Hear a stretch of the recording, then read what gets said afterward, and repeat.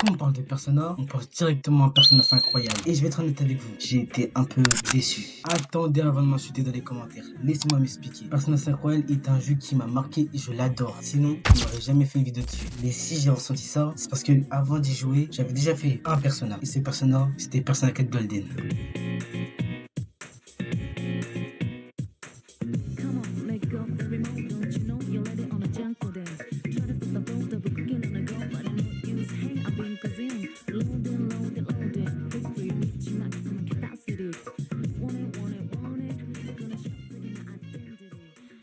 Déjà, commençons par l'essentiel de l'essentiel, l'histoire du jeu. On suit un lycéen nommé Yuna Okami qui est transféré dans une petite ville de campagne appelée Inaba. Et cette fois, je vous rassure, c'est pas une histoire judiciaire. Mais bon, là, il n'y a pas de sujet. À Inaba, il se passe des choses étranges qui produisent des choses pas très bonnes à voir. Mais bref, passons au sujet. Les personnages. Et honnêtement, sur ce point, Persona 4 a gagné tous les points. Prenons l'exemple de Marie. Au début, Marie peut être froide, distante et un peu bizarre. Mais au fil du jeu, on apprend vraiment à la connaître. Mais bref, je préfère pas spoiler le développement de personnage. Sur ce, passons au dernier sujet de la vidéo, les musiques. Voilà les gars, Kiyoko Hirata a fait un travail de malade mental sur les musiques. Et ça reste indéniable, surtout avec Airbreak, Airbeat, Even, et etc.